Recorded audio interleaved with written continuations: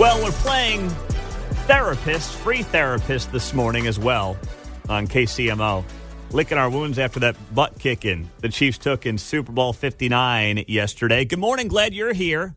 And I am 5 minutes away, less than 5 minutes away from telling you about the worst Super Bowl commercial I saw last night as well. Let's start off with Mark. He's in Independence. What's up, Mark? You're on KCMO. Hey, I'm really enjoying your program, even though I'm down about two things this morning. Of course, the Chiefs loss, and I'm also down about all the doge and the ignorance ignoring the spending of the country. And I think it represents the fact that when you ignore a problem too long, it can become catastrophic. And it kind of reminds me of the end of the movie Thelma and Louise, where they both drive off of a cliff in a nice ride while they party. Yeah, that's a very good point. That's a very good point. Listen, there is going to be so much waste and fraud that I think gets uncovered here. And the best thing, the smartest thing that I think Democratic leadership can do right now is admit that there's wasteful spending and get on board with trying to figure out how to cut some of it. Because if they just say, you can't cut any spending, this is the worst thing, the world's going to end, they're going to destroy themselves. They are going to destroy their own party from the inside out if that's the approach they want to take on this specific issue. Yes, the problem is they might destroy the country. Well, they've done a hell of a job of trying to do that too, especially the last few years.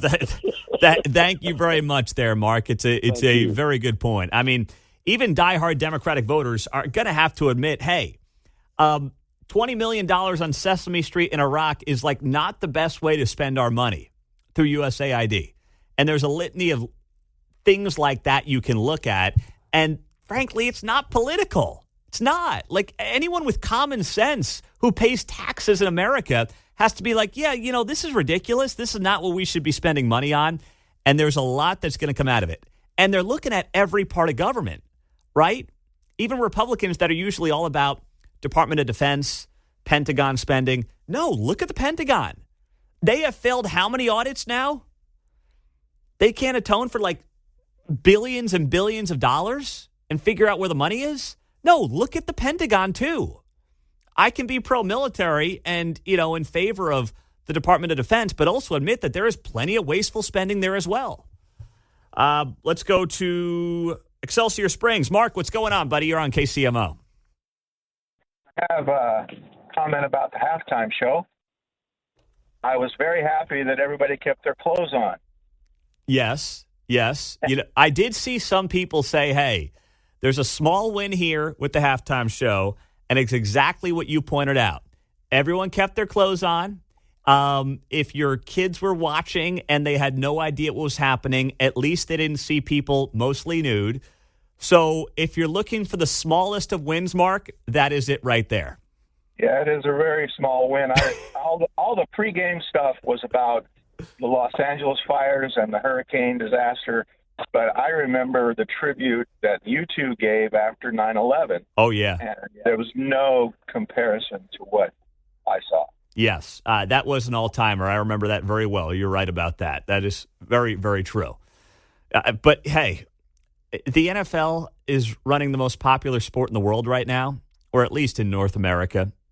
I can't speak to international soccer. I don't want to hear from John or Mark about international soccer this morning, so I'll just say at least it is here in the States.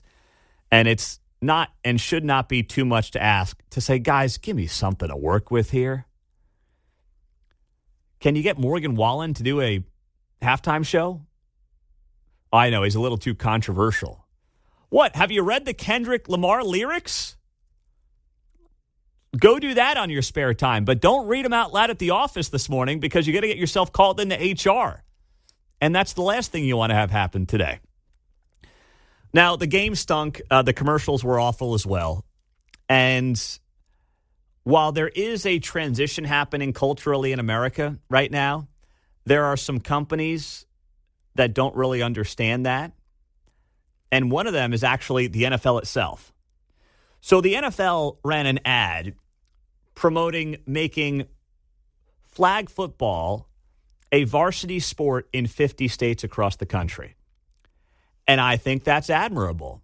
As a father of 3 daughters, if they want to play flag football, if it's a varsity sport one day and it becomes a pro sport one day in some capacity, I think that's great. But there's a way to do a commercial going rah-rah women's sports and rah-rah flag football for women that isn't completely disingenuous. The NFL chose the latter. If you didn't see this ad, I'll play it for you here. And it's an ad of, a young woman who happens to be black walking up to a group of varsity male football players who, of course, all happen to be white. So right away, you've got this racial thing going on, which is totally unnecessary. And then what happens is this young woman walks up to this group of varsity football players, and you can tell they got their varsity jackets on and the whole thing, like it's varsity blues or something.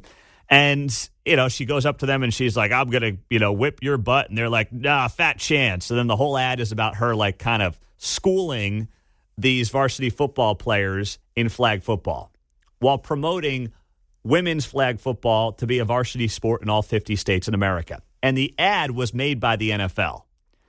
And it was just disingenuous. There's a million ways to promote women's sports without having it be something like this.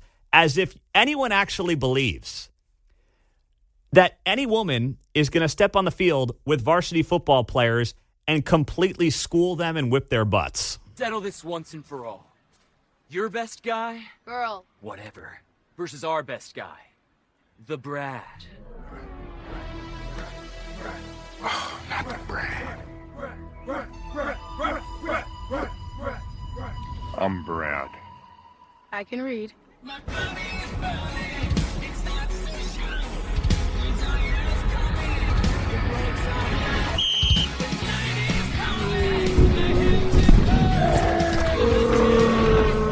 There you go. You got folded up, Brad. Get her. Okay. That's what I'm talking about.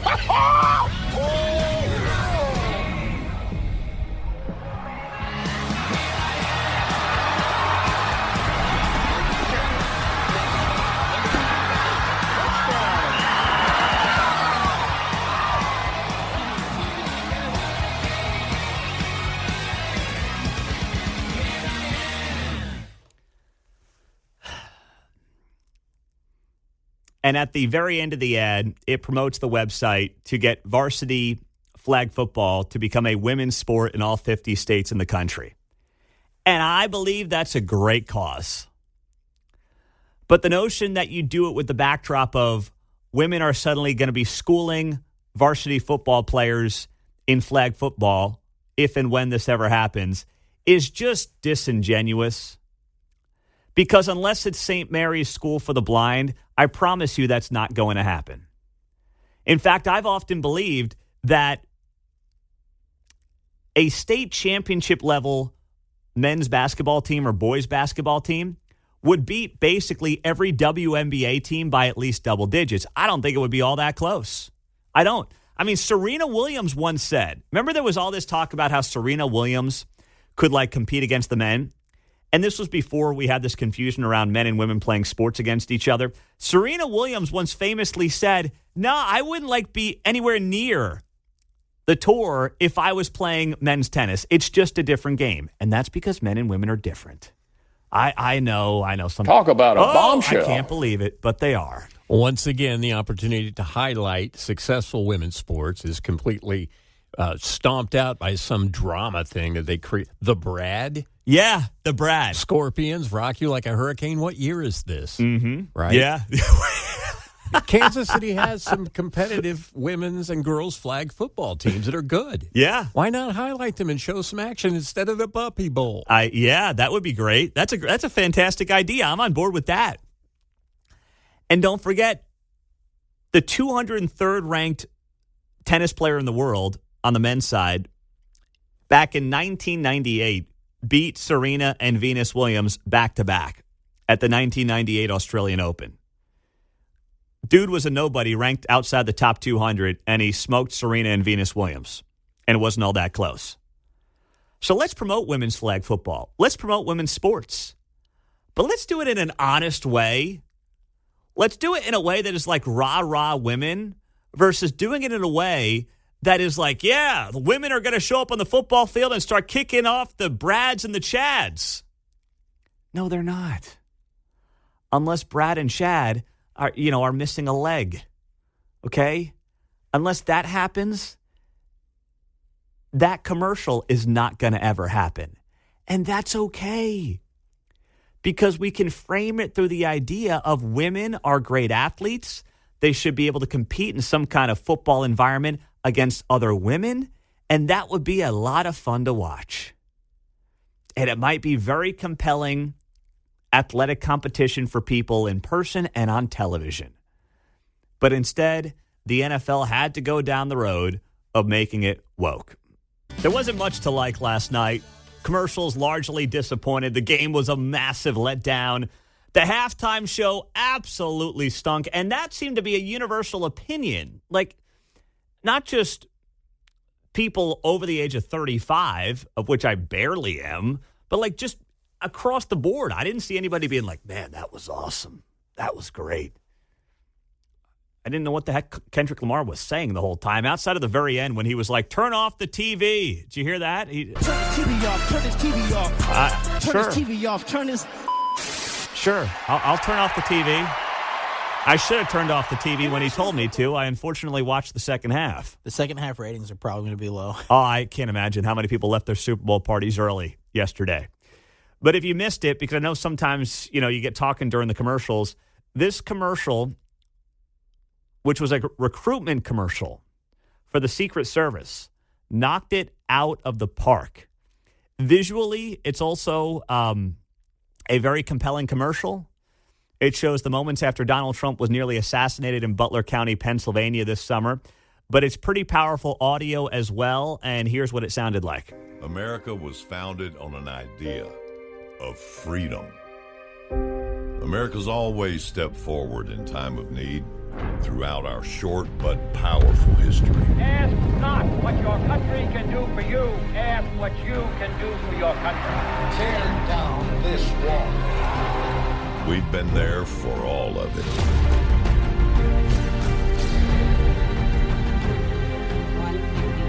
The second plane hit the tower. Our heroes are humble. They have an inner pride to keep this idea alive.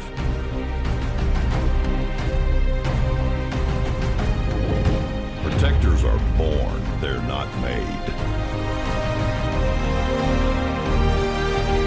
America's Secret Service protecting this Super Bowl is asking a few more to step forward. How does that ad from the Secret Service not give you some chills? And I just reshared it at Pete Mundo on X. You can see it for yourself. And it goes on the highlight. For 160 years, this agency has been a witness to history. And they have all these, all-time great American moments, but also some of the more tragic American moments. You heard the reference to September 11th. Reagan getting shot. Trump getting shot. But it goes on to say that the people that serve in the Secret Service, they're not made, they're born. And that appeals to just red-blooded Americans who believe this country is great, is the greatest country to ever exist, will be the greatest country to ever exist, and it's because of the men and women who do things like protect this country and serve this country as members of the Secret Service. That was an appeal to just everyday Americans to say, step up and serve. And it's another cultural example and cultural shift of things we've seen the last few years where we're getting back to a place where the men and women who do serve, whether it's local Kansas City, Missouri police, whether it's Secret Service agents, these are men and women who are giving it all, who are laying it all on the line, and who are to be admired in American culture. Not dragged down by bad music, not dragged down by huckster politicians, not dragged down by awful legacy media, but instead admired, put on a pedestal, saying, if you do this, we will look up to you as a culture. We will look up to you as a country. That's what we're getting back to, and that's what that ad signaled to me yesterday when I was watching it. This is what we need more of. It's part of this massive shift that was on display yesterday at various points before, during, and after the Super Bowl, right? And I thought that was a very compelling way to say we need people to become Secret Service agents. We know that most law enforcement across the country is short-staffed. And there was a tremendous amount of damage that happened during the lies of 2020 into 2021 about law enforcement in general, right? You saw recruitment go down for the military, for police officers in both urban districts and rural districts as well. But now we're getting back to a place where people want to do this, or at least we hope that people want to do this. People desire to do this stuff for a living. I mean, if you had ever thought about a career in law enforcement and you see that commercial, you see that ad, how is that not making you go to secretservice.gov/careers and looking at your options? That's as powerful as it gets. And it was, to me, another sign that things are getting back to where they need to be. I mean, getting back to a place where we look at these jobs and we say, wow, that's pretty cool. Wow, that's something admirable to do. That's something that you'll be respected for doing. And you can have a second career after that, right? Most people are not going to be in the Secret Service for 30 years. They may do it for 5, 10 years and then go on to something else. But you will get yourself to someplace else with that kind of a background.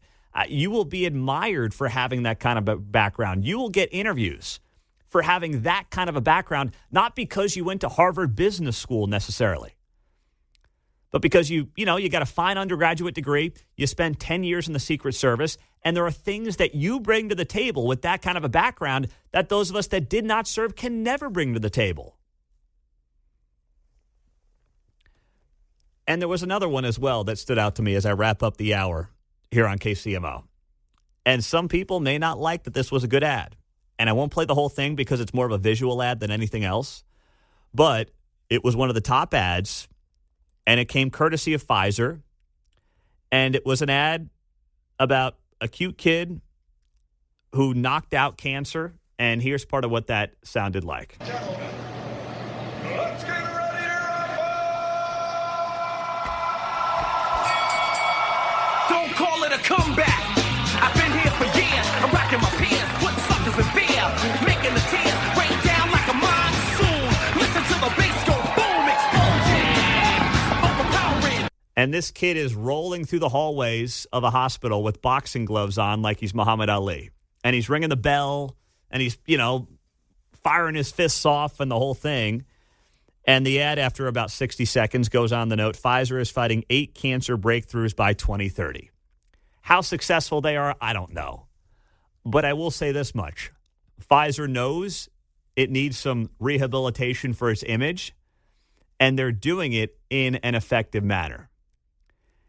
And you know what? Fighting cancer is something we can all get behind, okay? It's not something that's highly political. It's not about a shot. It's not about any of that. It's just about fighting cancer, which is something that, when it comes to things that Big Pharma does, should be a pretty easy thing to support on that front. So they seem to understand some of the issues they face as a company and a business.